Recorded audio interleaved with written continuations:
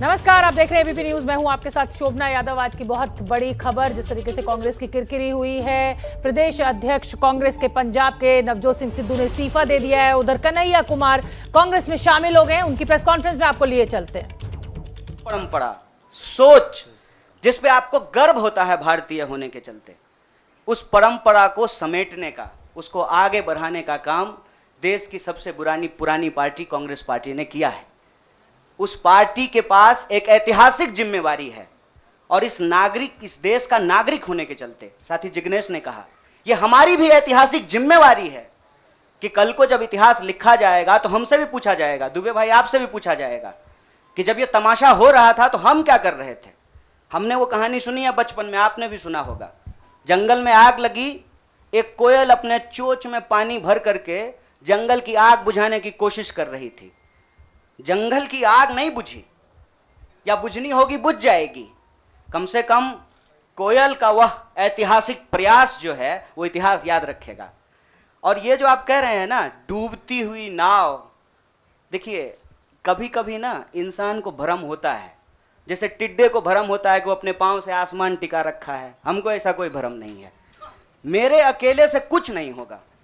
जब आप जुड़ेंगे, हम जुड़ेंगे, इस देश के संविधान में, आइडिया ऑफ इंडिया में भरोसा करने वाले लोग जो हैं, जिसको हम कहते हैं गांधी के सपनों का भारत, जिसको हम कहते हैं सर भगत सिंह के सपनों का भारत, जिसको हम कहते हैं डॉक्टर बाबा साहब भीमराव अंबेडकर के सपनों का भारत, जिसको हम कहते हैं बिरसा मुंडा के सपनों का भारत, सावित्रीबाई फूले के सपनों का भारत, श्री कृष्ण सिंह के सपनों का भारत, जगजीवन राम के सपनों का भारत, मौलाना अबुल कलाम आजाद के सपनों का भारत, उस भारत को बचाने की बात मैं कर रहा हूं।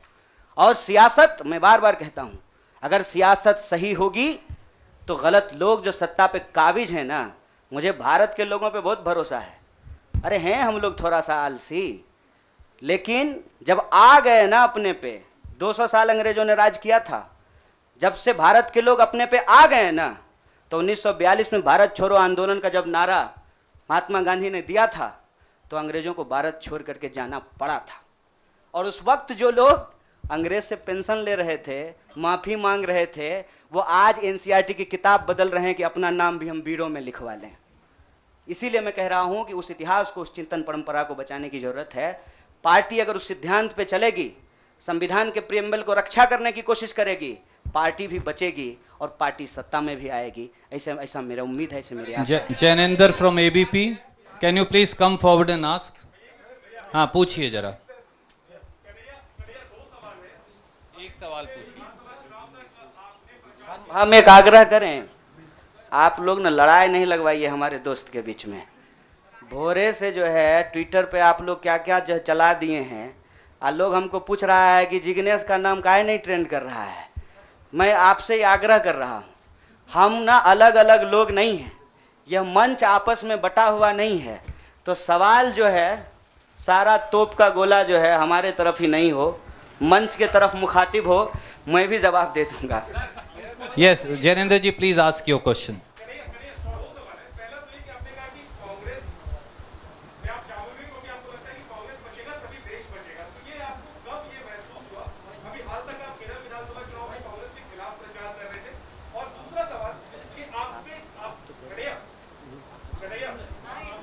हाँ, सुन रहे हैं।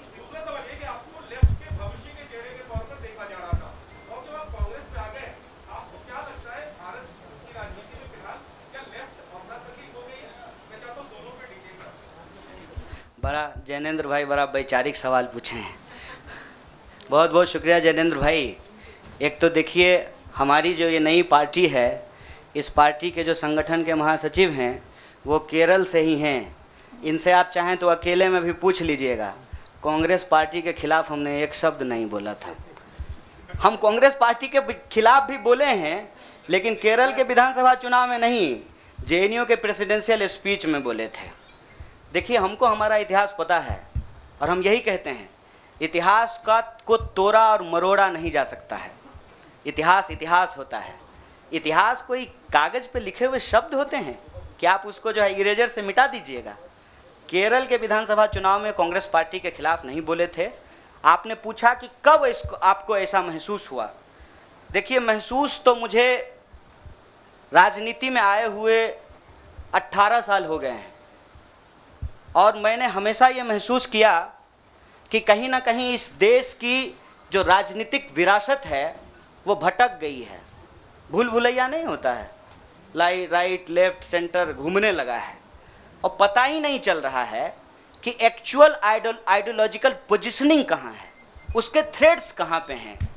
तो मैं जैनेंद्र भाई, आपने वैचारिक सवाल पूछा है, एक ऐतिहासिक तथ्य आपसे साझा करता हूं। मैं ऑल इंडिया स्टूडेंट फेडरेशन का मेंबर था कल तक। वो ऑल इंडिया स्टूडेंट फेडरेशन 1936 में बना और उस इतिहास जाकर के देख लीजिएगा। उसका जो इनॉग्रल सेशन था, पंडित जवाहरलाल नेहरू का उसमें भाषण हुआ था और उस वक्त देश के जितने भी नौजवान थे, सुनने में थोड़ा अजीब लग सकता है हमारे कुछ साथियों को, लेकिन अपने विद्यार्थी के होने के जमाने में अटल बिहारी वाजपेयी भी शामिल हुए थे, बाद में निकाल दिया गया था। मतलब अंग्रेजों के खिलाफ जो छात्रों का संघर्ष हो रहा था, सभी विचारधारा के लोग उसके सदस्य थे। और आपने जो वैचारिक सवाल पूछा कि आपको लेफ्ट के भविष्य के रूप में देखा जा रहा है, कौन कह रहा है कि लेफ्ट का भविष्य खराब हो गया है? व्यक्ति आते हैं और जाते हैं, संगठन हमेशा व्यक्ति से बड़ा होता है। व्यक्ति की अपनी एक भूमिका होती है, उस भूमिका को वो अपनी क्षमता से निभाने की कोशिश करता है। मैं आपको बता दूं, जहां जिस पार्टी से आप मेरा संबंध जोड़ रहे हैं, मैं वहां पैदा हुआ हूं। मेरे भीतर सोचने, समझने, लड़ने की जो क्षमता है, यह उसके ट्रेनिंग का हिस्सा है और मुझे इस बात का गर्व है। लेकिन वहां जो लड़ने का तरीका है और जिस तरीके से वो लड़ रहे हैं, मुझे लगता है आज जो देश की स्थिति है उसमें उसके स्पीड को बढ़ाने की जरूरत है और जो वैचारिक संकीर्णता है उसको तोड़ने की जरूरत है। मैं आपको एक बात बताना चाहता हूं।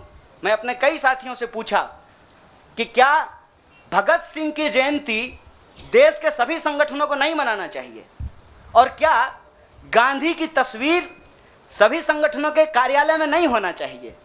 यह हमारा इतिहास है, यह हमारी विरासत है। कुछ लोग बहुत चालाकी से विचारधारा की खोल में यह जो हमारी ऐतिहासिक विरासत और परंपरा है, इसको आपस में उलझाने की कोशिश करते हैं। एक बड़ा पॉपुलर डिबेट है मीडियम और मीन्स का, साध्य और साधन का, हिंसा और अहिंसा का।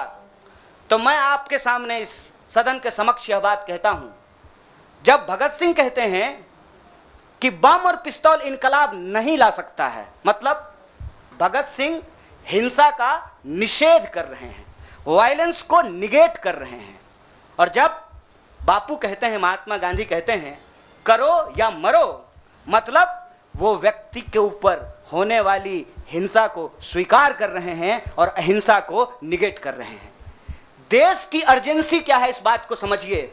और देश की अर्जेंसी यह है कि आप पैदा कहीं भी हुए हों, अगर गांव में आग लगी है, आप अपने दरवाजे के बाहर डंडा लेकर के गेटकीपर बनकर के खड़ा हो जाएंगे कि घुसने नहीं देंगे, निकलने नहीं देंगे, तो आपका घर भी नहीं बचेगा, बेडरूम भी नहीं बचेगा। इसलिए समझदारी इस बात में है कि आपसी जो नाराजगी है, आपसी जो वैचारिक मतभेद है, उसको किनारा कीजिए और बस्ती बचाने के लिए इकट्ठा होइए, क्योंकि ये देश हम सबका है। इसीलिए लेफ्ट राइट का जो क्वेश्चन है ना, वो अप्रासंगिक इसलिए हो गया है कि आज आपको वैसे आदमी के साथ सामना करना पड़ रहा है जो हमारे जमाने का गोविंदा है, ड्रेस बदलते रहता है।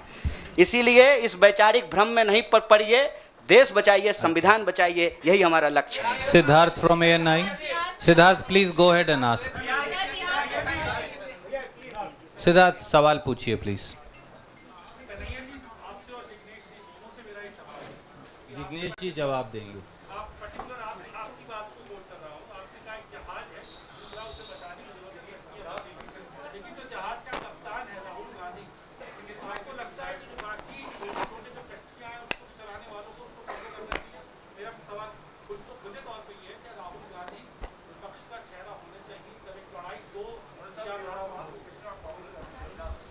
विपक्ष का चेहरा तो मीडिया भी होना चाहिए। विपक्ष का चेहरा वो तमाम लोग होना चाहिए जो आइडिया ऑफ इंडिया और इंडियन कॉन्स्टिट्यूशन में बिलीव करता है, उसको प्रोटेक्ट करना चाहते हैं, period. Period. Thank you. I have to see, it's been over an hour. बहुत सारे साथी अलग अलग दोनों से बात करना चाहते हैं। I am going to wind up this press conference. Thank you so much. हम बाद में आके हमसे ले लीजिएगा।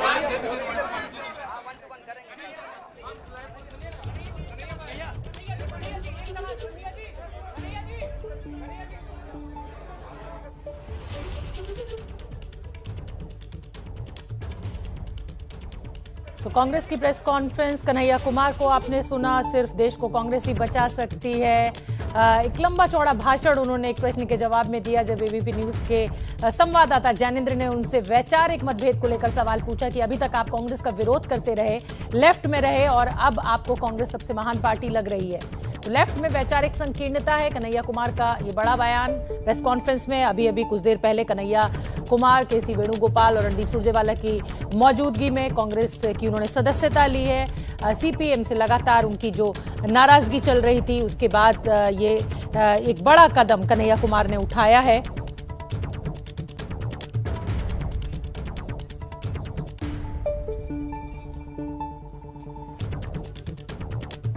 और हमारे साथ हमारे संवाददाता आशीष जुड़ रहे हैं ज्यादा जानकारी लिए हुए। आशीष, ये बात सामने आई थी कि कन्हैया कुमार और जिग्नेश मेवाणी दोनों ही सदस्यता लेंगे, लेकिन जिग्नेश मेवाणी ने सदस्यता शायद नहीं ली है, कुछ पेच फंस गया है। क्या है पूरा मामला?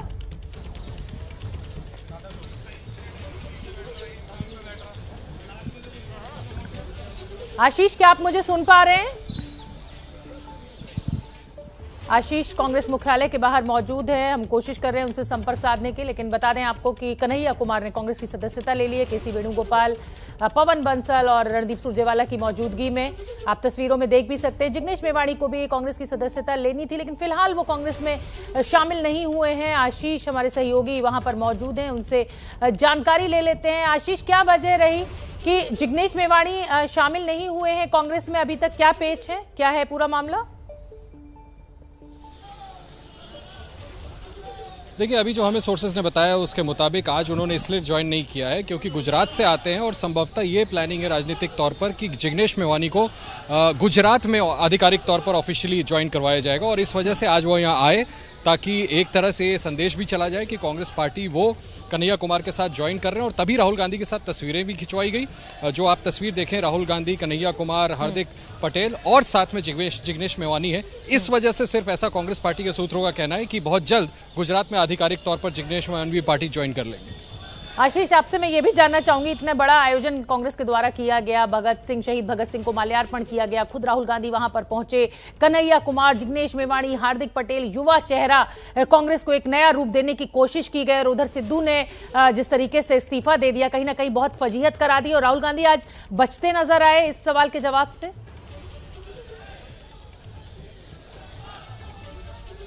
जी हाँ, बिल्कुल। जैनेंद्र ने भी उनसे भगत सिंह पार्क में ये सवाल करने की कोशिश की। मैंने भी जब वो कांग्रेस मुख्यालय आए तो उनसे सवाल करने की कोशिश की, उन्होंने उसका जवाब नहीं दिया। मुझे ये बताया गया है कि अभी प्रेस कॉन्फ्रेंस के बाद जो संगठन महासचिव हैं केसी वेणुगोपाल, वो इस पर बयान देने वाले हैं नवजोत सिंह सिद्धू के इस्तीफे पर। निश्चित तौर पर आप बिल्कुल सही कह रही हैं कि इतना बड़ा आयोजन था और इतनी बड़ी ज्वाइनिंग्स होनी थी, उस वक्त पर नवजोत सिंह सिद्धू ने इस तरह का इस्तीफा कांग्रेस अध्यक्षा को भेज करके निश्चित तौर पर पार्टी के लिए ऐसी सिचुएशन खड़ी कर दी जहां पर ना बोलते थे। और अनएम्प्लॉयमेंट और महंगाई के सवाल पे एक बहुत बड़ा जन आंदोलन खड़ा होगा। बीजेपी काफी क्रिटिसाइज कर रही है आपकी एंट्री को, क्या कहना चाहेंगे इसके लिए? जिग्नेश, बीजेपी ने क्रिटिसाइज किया आपकी एंट्री को, हम क्रिटिसिज्म का स्वागत करते हैं और हम मानते हैं कि लोकतंत्र में बीजेपी को भी सवाल पूछने का अधिकार है, हमको भी है। यही है आइडिया ऑफ इंडिया, यही बना रहे। That's why we are here. Gujarat में बहुत जबरदस्त सवाल होगा अभी और मैं हार्दिक और सारे लड़ने वाले साथी मिलकर अब नहीं रहने देंगे। भारी मेजोरिटी से कांग्रेस जीतेगी गुजरात, आपके हिसाब से क्या? मेवाणी को भी आप सुन रहे थे, गुजरात में भारी कमाल होगा, ये जिग्नेश मेवाणी के शब्द मीडिया से बात करते हुए उन्होंने कहे। और आज उन्होंने सदस्यता नहीं ली है। हमारे सहयोगी आशीष हमें बता रहे हैं कि वो कांग्रेस की सदस्यता गुजरात में लेंगे। एक बड़ी जिम्मेदारी संगठन में, पार्टी में जिग्नेश मेवाणी को गुजरात चुनाव को देखते हुए दी जा सकती है। आशीष लगातार हमारे साथ बने हुए हैं। आशीष, और वरिष्ठ पत्रकार पर प्रदीप जी भी हमारे साथ मौजूद हैं। प्रदीप जी, देखिए, कन्हैया कुमार कांग्रेस में शामिल हो गए हैं, जिग्नेश मेवाणी भी शामिल हो जाएंगे जल्दी, लेकिन मैं सिद्धू के मुद्दे पर आना चाहूंगी। सिद्धू ने आज जिस तरीके से इस्तीफा दिया, उन्होंने अपनी पहली लाइन में लिखा है कि समझौता करने से आदमी के चरित्र का पतन होता है। सवाल यह है कि सिद्धू ने आखिर ऐसा समझौता किया क्या? क्या मायने और किस समझौते की बात सिद्धू कर रहे हैं अपने इस इस्तीफे में?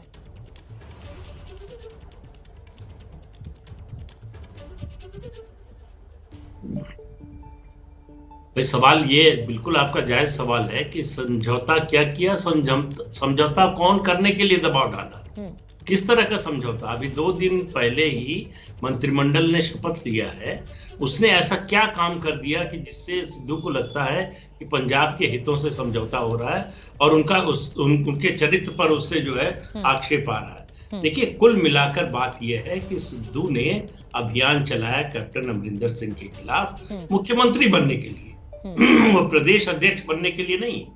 मुख्यमंत्री पहले ये अंडरस्टैंडिंग थी कि प्रदेश अध्यक्ष बनेंगे, कैप्टन मुख्यमंत्री रहेंगे, चुनाव के बाद सिद्धू बन जाएगी मुख्यमंत्री।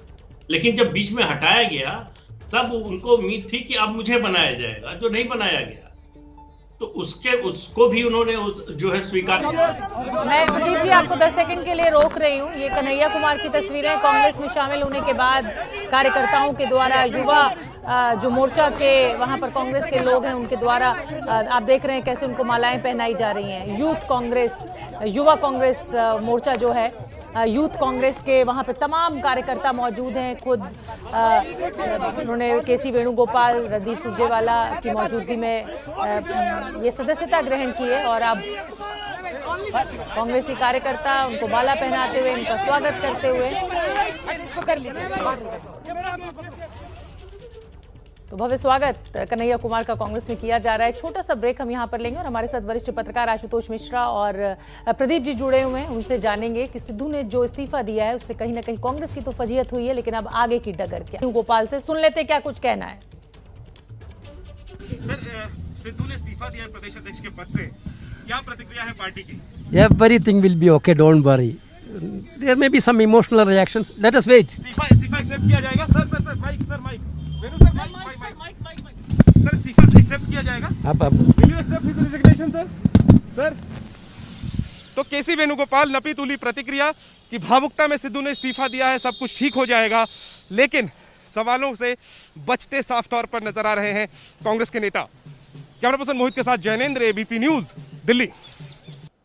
बिल्कुल, केसी वेणुगोपाल का कहना है कि there is some emotional reaction, यानी ये माना जा रहा है कि सिद्धू ने जो इस्तीफा दिया है वो भावुकता में आकर, या कहा जाए आवेश के चलते दे दिया और सब कुछ ठीक हो जाएगा।